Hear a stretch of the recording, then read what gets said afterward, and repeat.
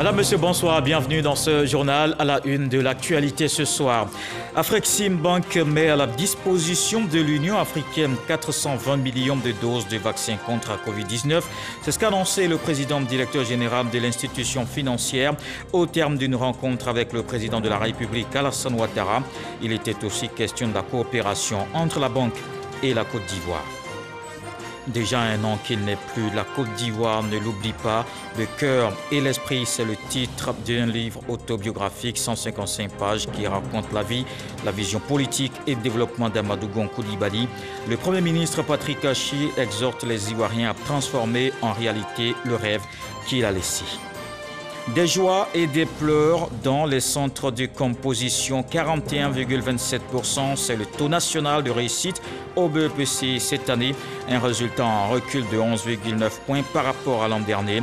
La directrice de la DICO précise que le délai pour les réclamations est de 72 heures à compter de demain mercredi. Et puis la flambée du prix du kilogramme de la viande de bœuf. On ira aux origines de ce phénomène qui se trouve au Burkina Faso. C'est le principal fournisseur de la Côte d'Ivoire qui fait face à la menace djihadiste, ce qui impacte évidemment l'approvisionnement du marché. Le dossier EcoPlus à suivre dans ce journal. Le président de la République, Alassane Ouattara, s'est entretenu ce mardi avec le président directeur général de Afreximbank. Les échanges ont permis de faire le point de la coopération entre l'institution financière et la Côte d'Ivoire. Il a aussi été question de la fourniture de vaccins anti-Covid-19 sur le continent africain. Viviane Aimé. Pour la protection des populations contre la Covid-19 sur le continent africain, ce sont plusieurs millions de doses de vaccins que les États doivent acquérir dans l'urgence. Pour faciliter l'accès aux vaccins et amortir l'hémorragie financière que représente leur acquisition, la Banque africaine d'import-export, Afreximbank, et la Société financière africaine ont signé récemment un accord de collaboration afin de soutenir la fabrication de vaccins sur le continent africain. Reçu ce mardi 6 juillet au palais présidentiel par le président de la République Alassane Ouattara, le PDG d'Afreximbank, Bénédicte Orama, a présenté l'évolution en cours du projet. Nous sommes venus lui parler des différentes initiatives que nous avons au niveau de la Côte d'Ivoire, des transactions qui s'élèvent à environ 3,5 milliards de dollars. Nous avons également discuté les progrès que la Côte d'Ivoire a fait concernant le vaccin pour le Covid-19. Nous avons également discuté toutes les initiatives que nous avons avec l'Union africaine et toutes les autres entités africaines. 420 millions de doses de vaccins seront ainsi fabriquées pour l'ensemble du continent africain, dont 7,8 millions de doses de vaccins pour la Côte d'Ivoire.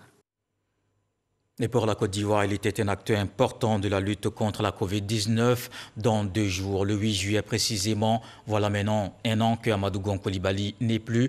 Ce premier anniversaire de décès de l'ex-chef du gouvernement est marqué par la présentation d'un livre. C'était en présence du Premier ministre Patrick Achi, Amadou Gon Coulibaly, le cœur et l'esprit, une œuvre autobiographique de l'homme qui raconte son histoire et sa vision. Alexis Ouedraogo.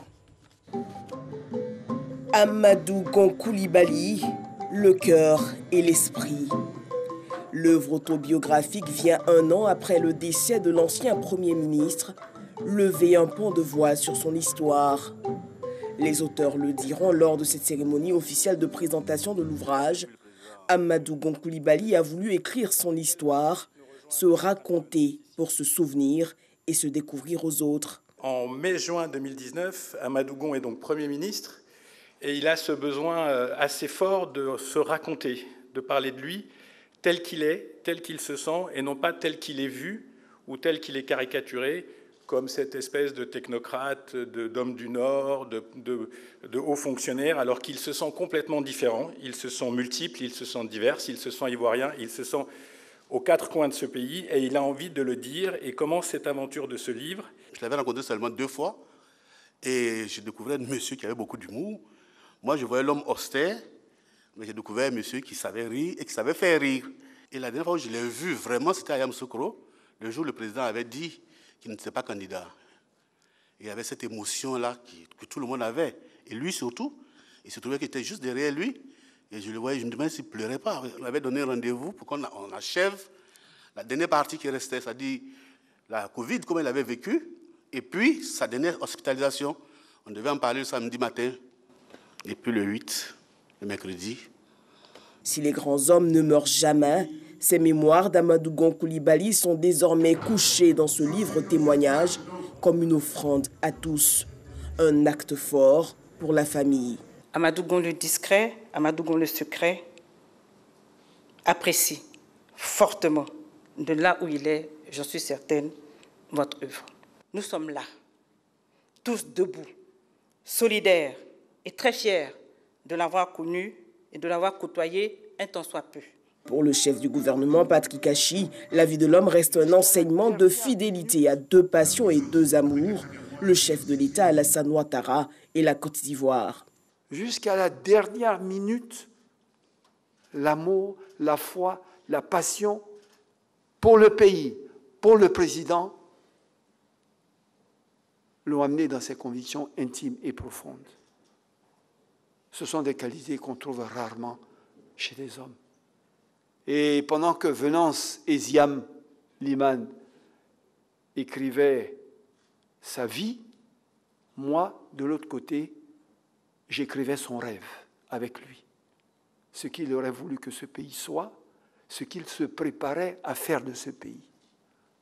Notre responsabilité est de faire en sorte qu'ensemble, son projet de société, sa vision, son rêve pour la Côte d'Ivoire, qu'il n'a pas pu de ses mains faire, puisse, à travers ses amis, à travers ses frères, voir le jour, pour qu'il n'ait pas vécu en vain et pour qu'après lui, son œuvre parle pour lui.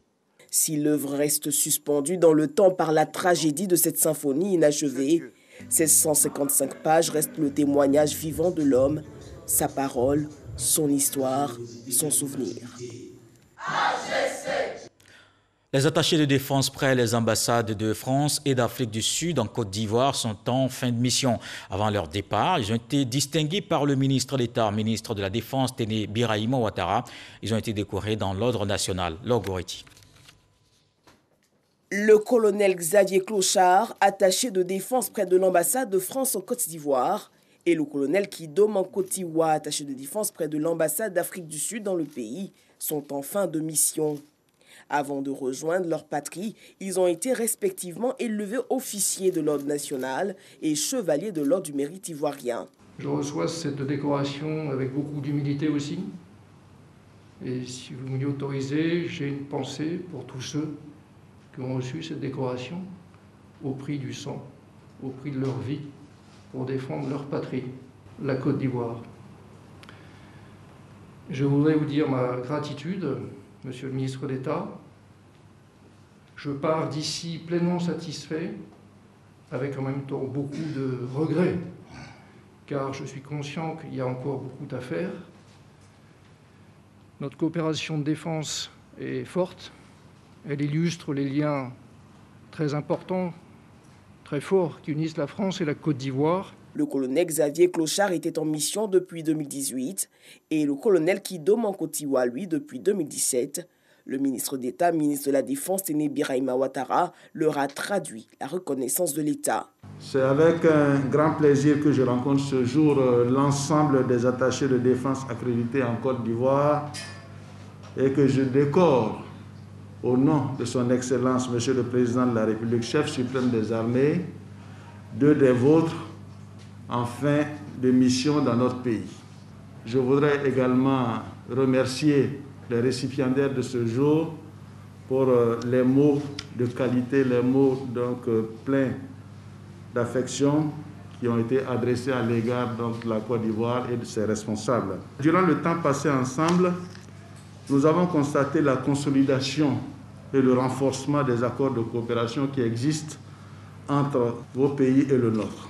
Plusieurs actions fortes sont au compte de la bonne coopération entre ces États, notamment la construction de l'Académie internationale de lutte contre le terrorisme. Justement, la Côte d'Ivoire est engagée dans la lutte contre le terrorisme. Le pays mise aussi sur la mutualisation des efforts. Les chefs d'état-major des armées de Côte d'Ivoire, du Burkina Faso et du Mali se sont réunis ce mardi à Abidjan. Ils ont fait le bilan des opérations de sécurité en cours dans l'espace qu'ils ont en partage. Moussa Konaté. Lutte contre le terrorisme. La Côte d'Ivoire et les pays frontaliers sont engagés pour une riposte commune face à la menace. Les chefs d'état-major des armées de Côte d'Ivoire, du Burkina Faso et du Mali, réunis ce jour à Abidjan, font le bilan des opérations collectives de sécurisation, notamment l'opération dénommée Tourbillon Vert, qui implique les forces des 3 pays. Nous venons de faire un rétexte d'une opération qui a eu lieu il y a à peu près 3 semaines et les conclusions auxquelles nous sommes parvenus sont vraiment excellentes.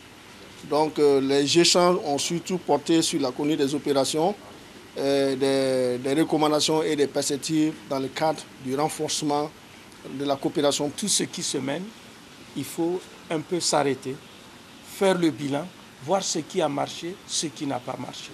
Nos populations méritent vraiment d'être tranquilles pour pouvoir vaquer à leur activité économique. Face à l'urgence sécurité, les généraux souhaitent la concertation entre les unités militaires en vue d'une meilleure coordination des missions sur le terrain. L'objectif pour nous, c'est d'arriver à faciliter les rapports de coopération, de fluidifier la coordination entre nos unités qui sont installées de part et d'autre de la frontière. Nous sommes convaincus que c'est la clé de la réussite de toutes nos opérations de sécurisation autour de nos frontières communes. Côte d'Ivoire-Mali, Côte d'Ivoire-Burkina Faso, Mali-Burkina.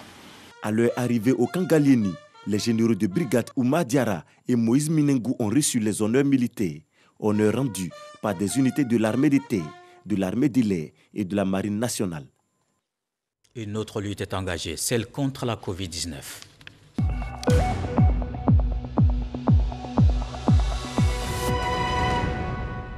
Voici les chiffres de ce mardi. 54 nouveaux cas enregistrés aujourd'hui, 24 guéris et pas de décès. À ce jour, la Côte d'Ivoire compte 48 634 cas confirmés, dont 47 994 guéris, 315 décès, 325 cas actifs, 814 945 doses administrées contre la Covid-19.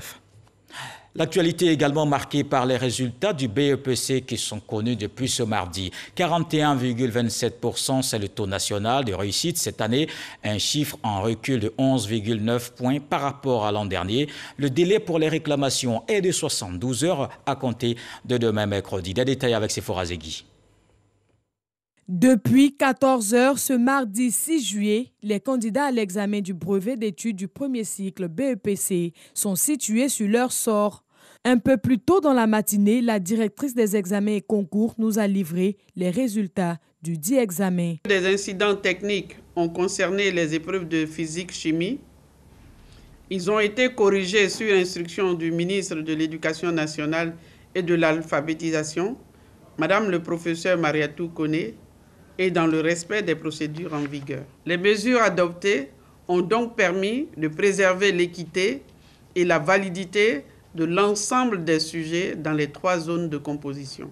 193 398 ont été déclarés admis, soit un taux national de réussite de 41,27% en 2021 contre 53,17% en 2020. Le taux de réussite nationale connaît donc un recul de 11,9 points par rapport à 2020.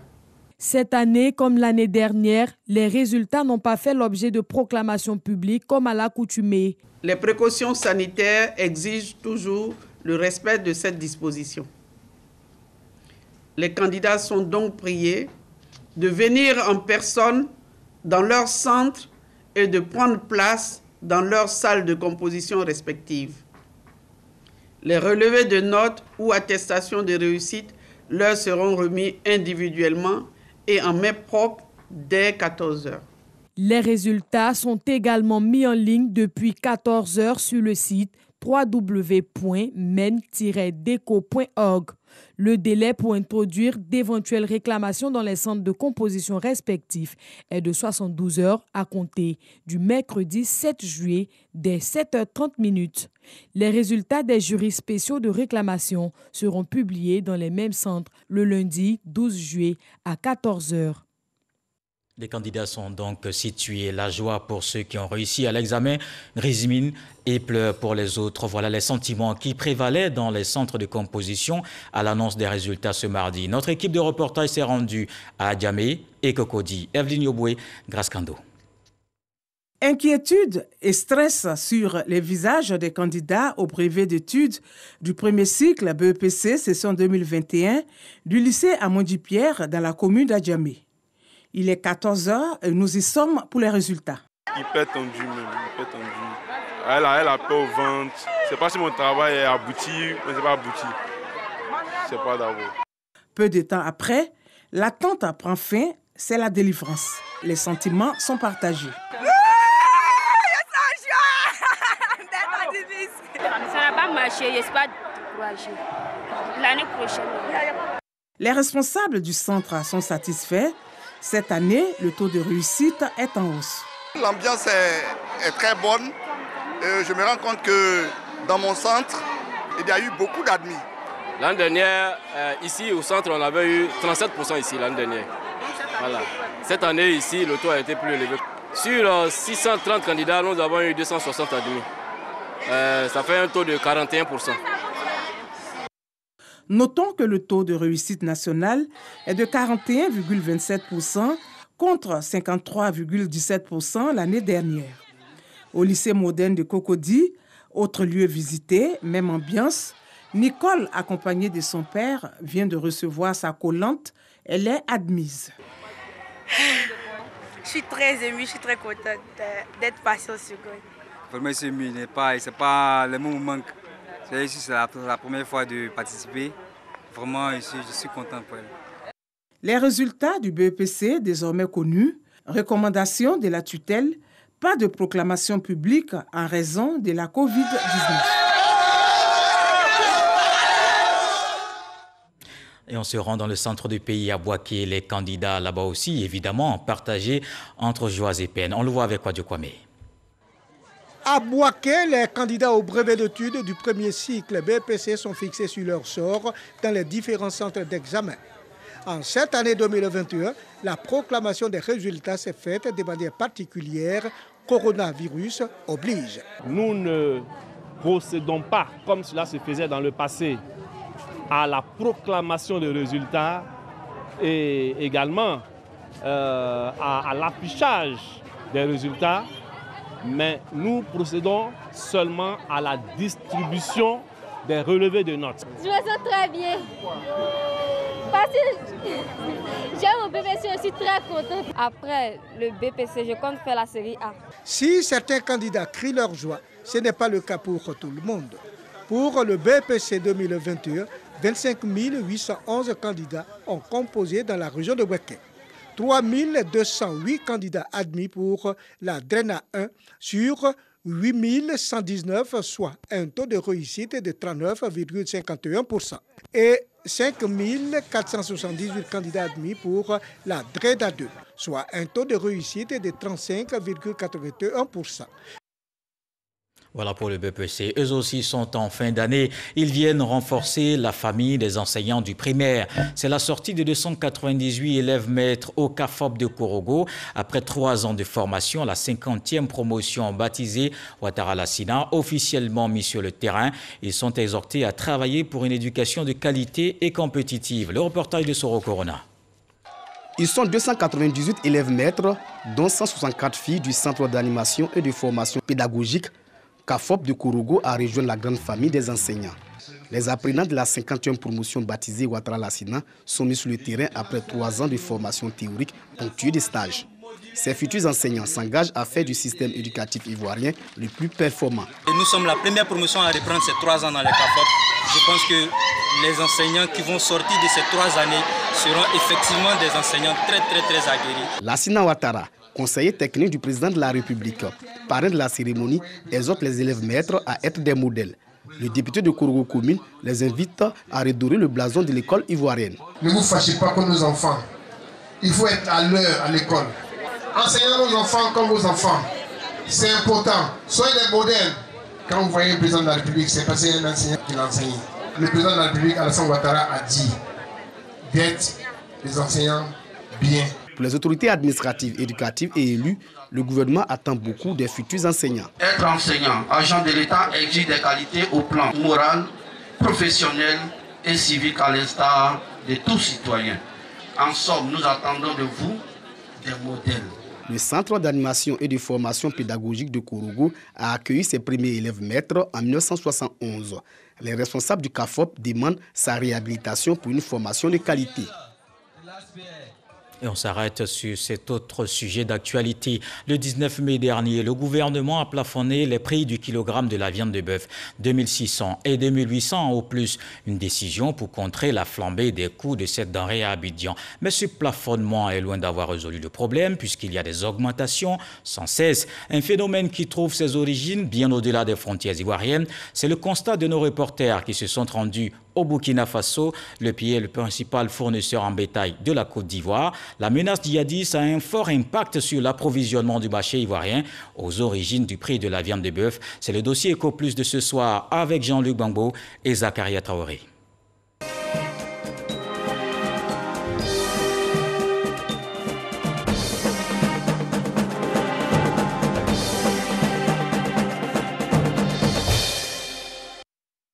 Est-ce que vous arrivez à avoir 2300 comme en gros?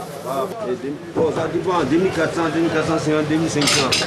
Danyogo Komisiri est le directeur des abattoirs d'Abidjan. À Port-Boué, il effectue régulièrement des visites au boucher. Mais celle qu'il mène aujourd'hui est loin d'être une visite de routine. C'est une période difficile, hein, mais je pense que progressivement, les choses vont s'arranger.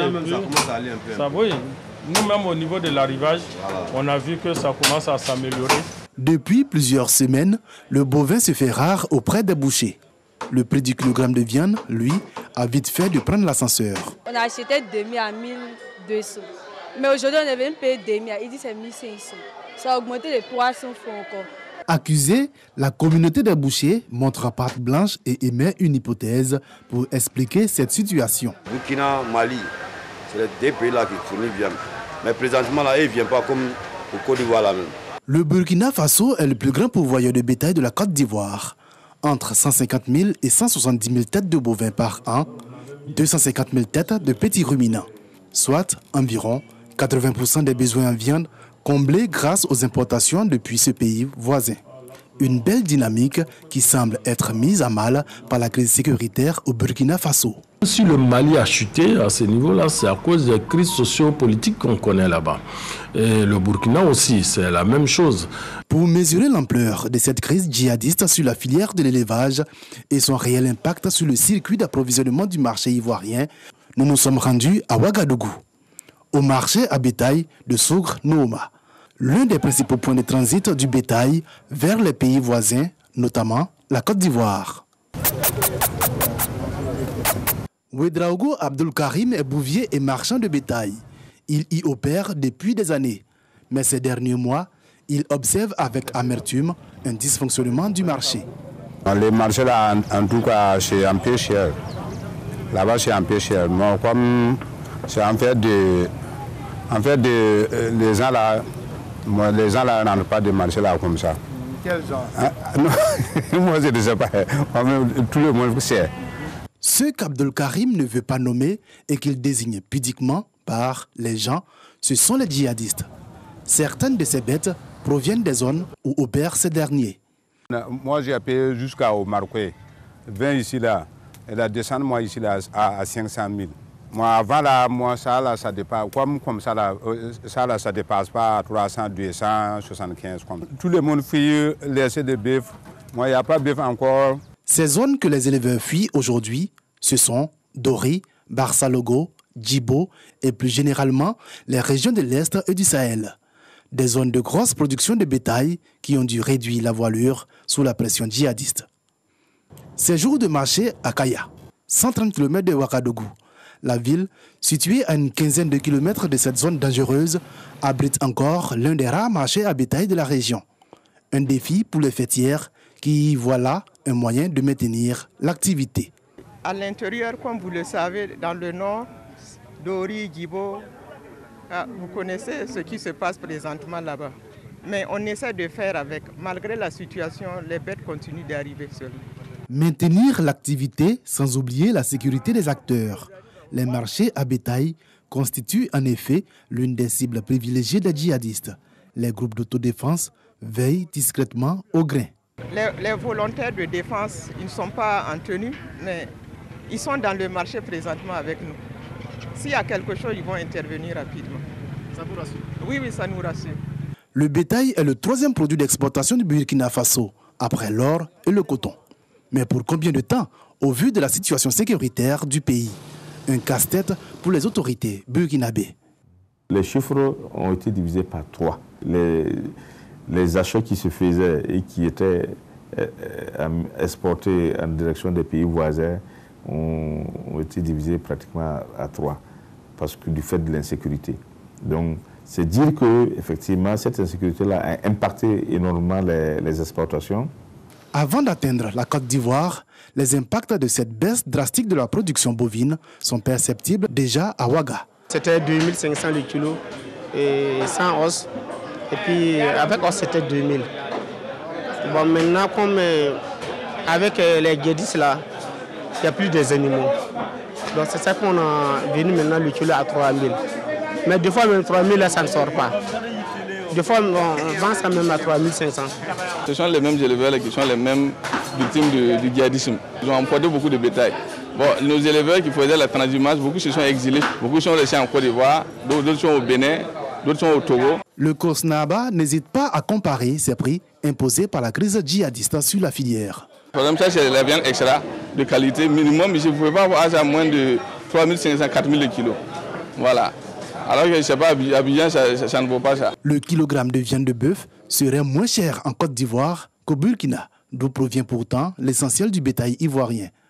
Pour comprendre ce paradoxe, il nous a fallu faire le chemin retour jusqu'à l'abattoir de Port-Boué. Un bovin qui rentre à l'abattoir, on ne jette rien. Même la peau, on consomme, les pattes, on consomme, la tête, on consomme. Donc, ce qui permet aux acteurs, surtout aux chevillards, de pouvoir amortir le coût d'achat. Ce qui n'est pas forcément le cas dans certains pays. Donc la valorisation de l'animal au niveau de la Côte d'Ivoire permet de jouer sur le prix, ce qui nous permet aujourd'hui d'avoir un prix qui soit vraiment sensiblement égal, souvent même un peu inférieur par rapport à ces pays. Le gouvernement ivoirien a plafonné le prix de la viande de bœuf à 2600 francs CFA le kilogramme avec os et 2800 francs CFA le kilogramme sans os. Un sacrifice demandé aux bouchers en attendant, à court terme, le retour de la sécurité dans les zones productrices de bétail. En attendant, à long terme, que la Côte d'Ivoire renforce sa politique de production nationale pour être moins dépendante de l'extérieur.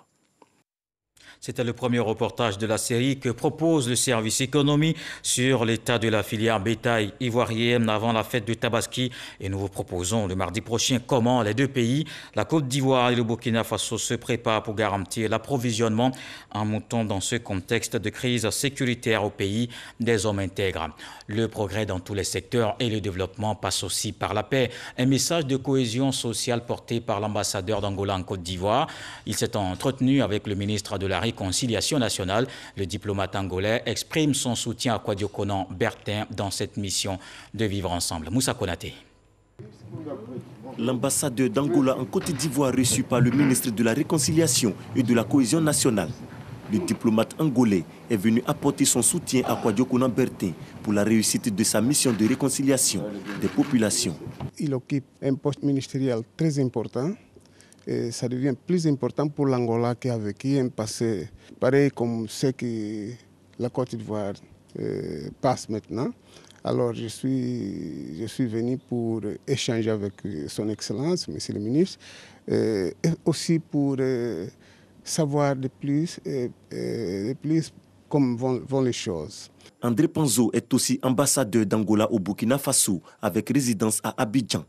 C'est le 6 novembre 2020 qu'il a présenté ses lettres de créance au chef de l'État, Alassane Ouattara. Wangolo, dans le nord du pays, les élus, ensemble pour le développement de la localité, ils mettent désormais en avant la cohésion sociale. Un engagement partagé par les cadres dont le ministre Adama Diawara. Le reportage de Kader Sogodogo. La cohésion sociale et la paix riment bien avec le développement. Les élus de Wangolo-Dougou, la ville aux deux frontières, l'ont bien compris. Ils ont décidé d'œuvrer ensemble pour rapprocher les différentes communautés vers un seul centre d'intérêt, le développement. Que cette cérémonie consacre l'entente, l'amour et la solidarité entre les enfants de notre belle cité. Nul ne s'appelle Wangolo-Dougou, mais à tous les niveaux, nous avons le devoir d'être des ciments pour sa construction. Notre commune a besoin de paix et de développement. Alors toute action, toute initiative de projet, de quelque nature que ce soit, mérite l'attention de tous. Donnons-nous la main pour faire de notre cité un acte de bonheur et de prospérité. Venu prendre part à cette cérémonie dédiée au vivre ensemble, le ministre de l'Enseignement supérieur et de la Recherche scientifique, Adama Diawara, cadre du terroir, n'a pas manqué de rappeler à tous cet idéal que constitue la cohésion sociale. Sans cohésion, sans unité, sans fraternité, rien de possible en termes de développement. Donc c'est le lieu de leur dire merci. Merci à tous pour cet acte de cohésion que nous souhaitons pérenne.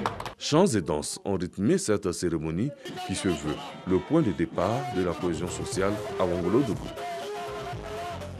On parle aussi de cohésion sociale et de développement à Ouagadougou. Les cadres de la localité mettent en place une mutuelle. L'Assemblée constitutive tenue à Abidjan, les textes fondateurs et les organes adoptés par les membres. Lorgoretti Franquadio. La localité de Ouagadougou, située dans le département de Mankono, dans la région du Béré, a désormais une mutuelle qui réunit ses cadres, la MUDEB, Mutuelle pour le développement de Ouagadougou, qui se donne pour objectif œuvrer au développement administratif, économique, social et culturel de cette localité. C'est de fédérer l'énergie de tous les cadres ensemble, de sorte que nous puissions poser des actions de développement en faveur de nos populations. Si nous réussissons la cohésion entre les différentes couches sociales, ça sera déjà une victoire. Que tous les frères et sœurs mutualisent leur intelligence pour faire avancer les choses. Réuni en Assemblée générale constitutive, Enza Sissé a été désigné président de la MUDEB par consensus pour un mandat de 3 ans. Il est le premier président de la mutuelle. Les statuts et règlements intérieurs de la mutuelle ont été adoptés lors de cette Assemblée générale. Dans l'actualité politique, le RHDP prépare un hommage à l'ex-premier ministre Amadou Gon Coulibaly, décédé le 8 juillet 2020. Sa famille politique se souvient de ses actions. Pour cette cérémonie, des cadres du parti sonnent la mobilisation. Ils ont tenu plusieurs rencontres dans des quartiers d'Abidjan. On le voit avec Abou Sanogo. C'est le samedi 10 juillet qu'une journée d'hommage sera rendue à l'ex-premier ministre Amadou Gon Coulibaly au Palais de la Culture à Trècheville. En attendant ce jour du souvenir, l'heure est à la mobilisation. À Yopougon Andokwa, le conseiller du président de la République, Lassina Ouattara, dit l'ASPR, et Touré Souleymane, conseiller du Premier ministre, ont lancé une caravane pour sonner la mobilisation autour de l'événement. Ces deux personnalités ont rappelé les actions menées par le défunt Premier ministre en faveur des populations et de la Côte d'Ivoire. L'enfant prodige, le fils du président Alassane Ouattara, nous a quittés. Mais nous, en jeunes Ivoiriens, bons croyants, nous restons fidèles à son idéologie. Et nous invitons tous les Ivoiriens de déferler massivement le 10 juillet, samedi matin à partir de 8h, pour rendre un vibrant hommage au Premier ministre Amadou Gon. À nos frères, à nos parents du parti FPI, du parti EDS, du parti PDCI, que Amadou Gon aimait tout le monde.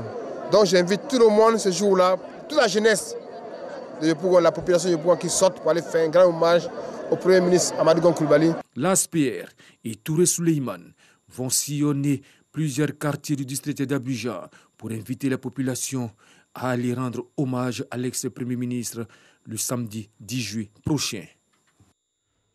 Dans le reste de l'actualité en Afrique du Sud, Jacob Zuma ne sera pas arrêté avant la semaine prochaine.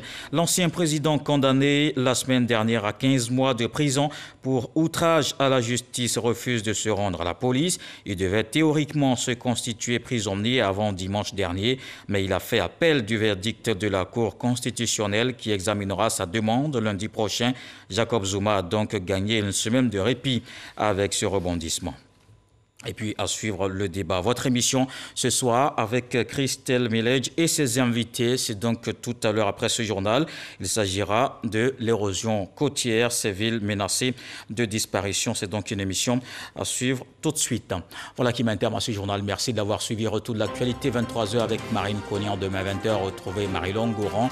On se quitte avec ce que le sage dit ce soir. Celui qui craint les feuilles ne doit donc pas se rapprocher de la forêt.